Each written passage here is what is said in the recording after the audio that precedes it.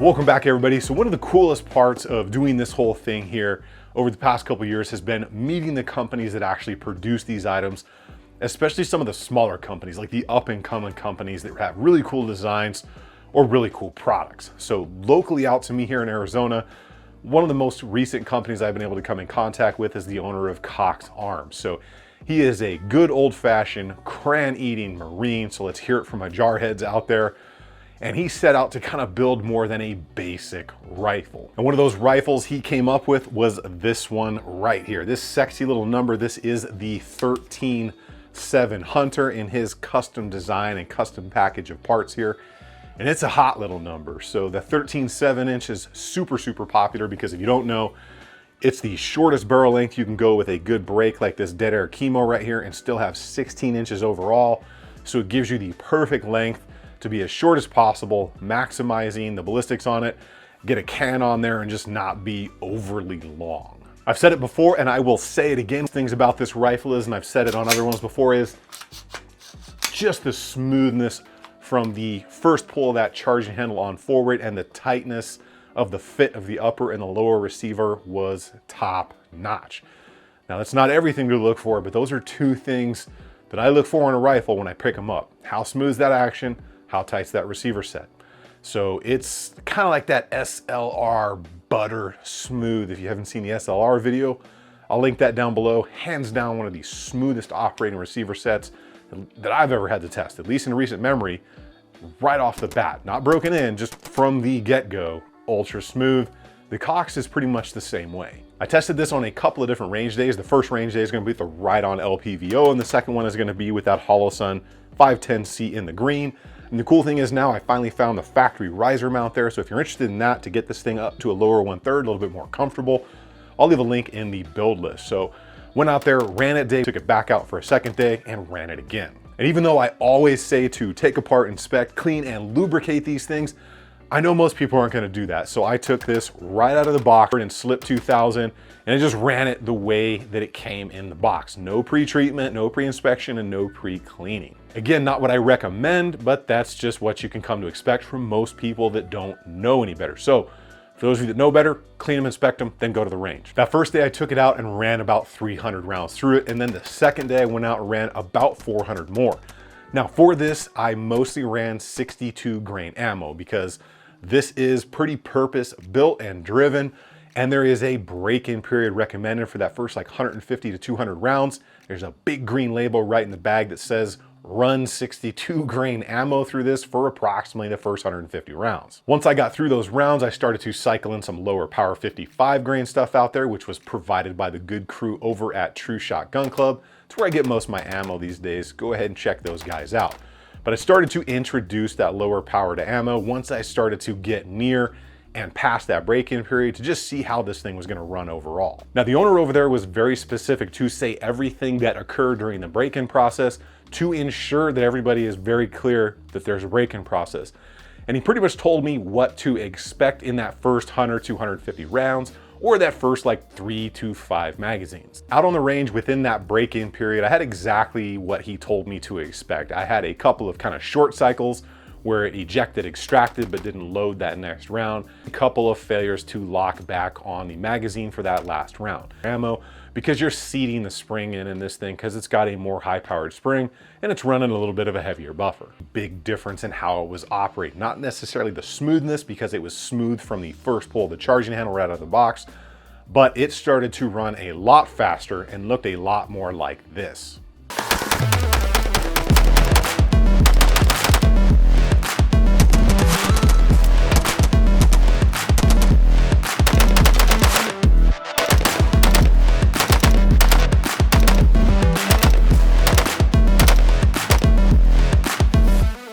So I spent a little bit more time out there running it, but it got up to about 110 degrees and I decided to call it quits for the day and head back out there the next weekend to get another day in with it, a few hundred more rounds.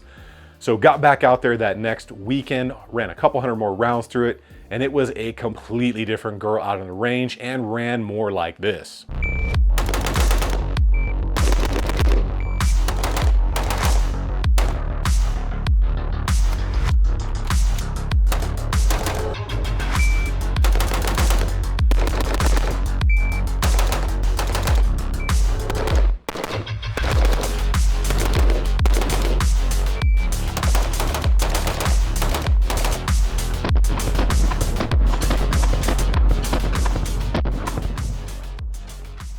On that second day, I ran 20 different magazines of varying different brands. Everything's from P-Mags, Lancer Mags, Hex Mags, Durham, pretty much everything I had to offer to see if this thing was gonna react. Second day, like I said, ran like a completely different beast out there on the range, and I had zero problems with any of those different companies' magazines. I also, at this point, began tuning down to that 55 grain PMC practice ammo, and I had zero issues. 5 and 62, complete 55 or complete 62.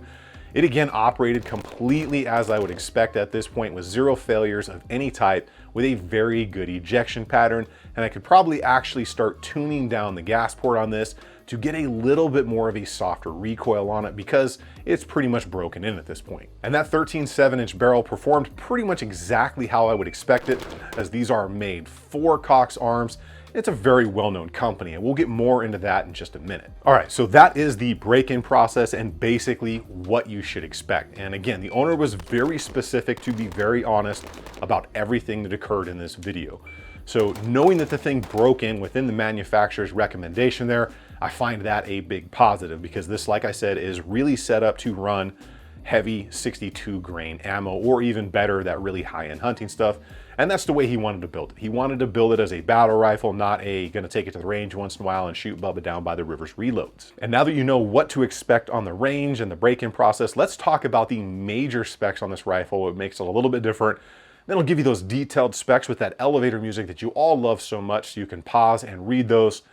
And then we'll talk about my overall feelings, if there's anything I would change on this, and did I have any other problems not related to the break-in. The big specs on this, starting with the upper and the lower receiver. These are 100% billet, US made, all US sourced parts here, made in-house by Cox Arms. They are dead sexy looking, and they are extremely tight. That barrel is gonna be a 13.7 4150 chrome moly vanadium here, and these barrels are made by Ballistic Advantage. So Ballistic Advantage has a very good reputation. With my experience with Ballistic Advantage, they run a little bit higher on the gas port sizing, or right at the max setting, which is why we're gonna have an H2 buffer in there and an adjustable gas block and a heavy spring coast spring to really mitigate the recoil feel here, and then really adjust that thing in once you get that spring seated. That barrel is gonna be government profile, and it's gonna be a 1-in-7 twist rate, which is very common for barrels of this style. The bolt and carrier is going to be a proprietary style for Cox Arms. It's an 8620 carrier and a 9310 bolt. And you can tell just by the looks of this that the weight has been moved around to give a very specific and desired feel and function. So that's just one of the things that he has kind of done and designed to make this his specific rifle. You're gonna get a 15-inch rail with plenty of M-lock, rail across the top, QD points in it. Overall, just a great feel. Downstairs in the bang switch area, you're gonna get the Elfman SOCOM trigger, or at least that's what it used to be called. I think it's called the Tactical something now. But that is a very well-known, fully adjustable, and very nice trigger that this is gonna come with. You're gonna get your choice of brake or muzzle device out front there, either the War Comp or that Dead Air Chemo, and I think he's gonna have some other options coming very soon. And then that furniture on there is going to be Mission First Tactical. And as far as the build quality goes, one of the things he was also very specific about were the torque settings, the staking, and all of that stuff that takes place here. So biggest things on this, all of the staking and torque settings have been done properly, from the castle nut, the gas key, and he's even got a minimalist stake mark up front on the gas block to ensure there is no slippage or loosening of that block. And then of course, the torque settings everywhere else are gonna be exactly what they are per mil spec. And for those of you that need those detailed specifications, I'm gonna give you that with that beloved elevator music that you've gotten used to here. Then we'll talk about any other issues, if I would change anything, and do I think they'll actually listen to me.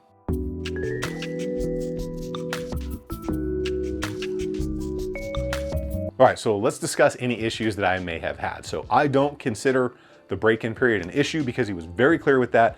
And there's actually literature in the case that it comes with, which actually I'll grab and show you right now. All right, so this is actually the case that it comes in. You can see right there, it's got a nice Cox Arms logo. It's gray and orange, two of my favorite colors. I think he stole that design from me, but it's going to come in here with a couple of Lancer mags. You can see right here, a lock. You got a pocket Constitution in here, very awesome. Warranty card, literature on it, a Cox Arms sticker, how to tune your gas block, and then this bright, like neon colored piece of paper. This is very important, and it's actually got red letters on it that says, please break me in if it focuses on that. So if you don't find this and read it, or you can't understand that to break it in with 62 grain ammo, heaven help us. Like, there's a reason it's this color, so it needs to be broken in. So I don't consider that a negative, but I did run into an issue out there. And again, he told me to say everything that occurred out on the video. So as I was running this thing, going through mags and everything, I noticed a couple times that the bolt release was just insanely stiff. Like, almost couldn't press it in to get it to work. And it kind of threw me for a loop because I've never felt that before. So I was really curious what was going on there.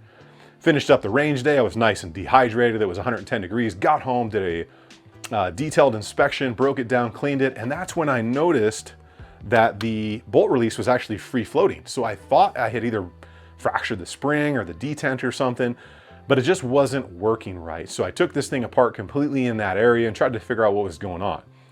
Ultimately, what it was, there was a burr on the end of the bolt release here. These aren't made by Cox, so these are made by another US company. It was just ever slightly out of spec. And what had occurred was, it actually kind of knurled the inside of the cavity that the detent fits in, and that little piece broke off and it got stuck on the detent. And I'll roll in a photo here so you can kind of see what I'm talking about. All I did was press it with a punch a couple times, pull it out, make sure everything was clean, lubricate that, drop it back in there. And then I tested a couple of other bolt catch bolt releases that I had laying around, and they worked flawlessly. I put this one back in there and I noticed it was just ever so slightly too big. So again, that's not an in-house made part by Cox. So all I did was just knocked that corner off with a piece of sandpaper in like 5 seconds. But that did occur, it did happen. However, it did not happen again. And on that second range trip, it ran flawlessly. So I let the owner know, and he was obviously not too happy, because he was like, of course that would happen when I give you a rifle and you have all those subscribers. So it's just the luck of the draw. Any manufacturer can have a problem. The question is, how do they take care of it? He offered to take the rifle in, change everything out on it. I said, no, it's easy, it's done. I just want to continue the testing and get the video done. All right, with all that, what are my feelers? Do I like this? Would I change anything? Do I think it's awesome? I think it's awesome. I love the rifle, I love the fit, I love the finish, I love the feel. There's one thing I would change on this, and that one change requires 2 more changes after it. So if you know where I'm going with this, pause the video and leave me a comment on what you think it is and see if you're right.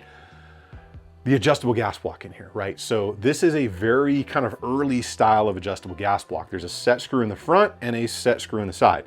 You've got 4 total rotations to set gas, and then you set that side set screw, and it works. It's kind of rudimentary. It's a pain in the butt to adjust in the field though, being there from the side out there, and then you got to kind of get a longer one to go down the front. So ultimately I suggested to the owner, go with like a Superlative or an Arrow, because they have like 15 audible and tactile detent kind of style designs, and they come with that big long wrench to get down in that long tube, so, or in that long rail. So very easy to work with. But what are those 2 other changes? So once you change this gas block and you control all the gas up front, you can go to a standard buffer and standard spring in the rear.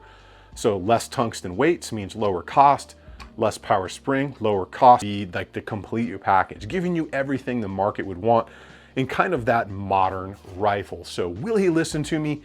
I don't know, but I gave him the information and we'll see what he does with it. But he was very receptive to that idea, because let's just face it, controlling the gas up front is a better idea, because if you put too much gas in the tank, you get too much ass in the rear. So it's better to control it up here in the front than it is here in the back, because overall it's going to function the same, but you're going to get less of that felt recoil because there's less weight smashing back into you. So just an idea to think about, especially on your builds in the future. Well, we are now at the point where we got to start talking about the cost, but we're going to talk about a couple of my favorite things here first. One of which you can tell this is purpose driven. It's got the modern options that we want. Ambi charging handle, great trigger, integral trigger guard, Ambi 4590 safety, you choose. A little bit of looks, but all of the small details have been paid attention to. Glove bevels everywhere. So you can tell the person who designed and built this has probably fought with these rifles before, so he knew what he wanted to build from the get-go. As far as everything else goes, like furniture-wise, really personal preference. So talking about the cost, what is brass tacks on this thing? What's the pound of flesh? It's gonna be somewhere between $1,900 and a little over $2,000. So that may or may be a hard pill to swallow for some people, but you have to remember this is not a basic B rifle. This one is built a very specific way for a very specific thing with very specific parts. That may seem like a lot, but again, you have to remember that SOCOM trigger in there alone is like 270 bucks. So that's ultimately a decision that you are gonna have to make. Does a rifle like this fit into your budget? Now, I do have several hundred more rounds of that 62 and 55 grain that the TruShot guys provided, so I will be chewing that up in the next 115-degree day out there in the range, I'm sure, which is coming probably in about 2 weeks from now, and this goes back out. But I'm curious to know what your thoughts on this is. So I like seeing these more kind of boutique, smaller companies up and coming with these really cool builds, nice rifles that seem to be put together with very, very good parts, because that's where all of these companies mostly started. It was small and it blossomed into something very cool. So if you are interested in anything you saw here today, like that riser mount for your 510C, I will leave all that stuff at the build list. First link in the description, pinned link in the comments. Check that out. Go to tacticalconsiderations.com. You can see all the links for everything there. All that stuff is a huge help to the channel. Massive thank you to all of my Patreon supporters. You make a lot of the stuff here on the channel happen, and I can never thank you all enough. So if you want to support me, you can check those links out, go to the Patreon, do all that stuff. But of course, all the things that YouTube wants. So make sure you get subbed up, leave a comment, give the video a like, share the video with your friends, and just watch it because it's cool to help small companies grow. Get out there on the range, have some fun. Remember, if you stay ready, you ain't got to get ready. I will see you all on the next one.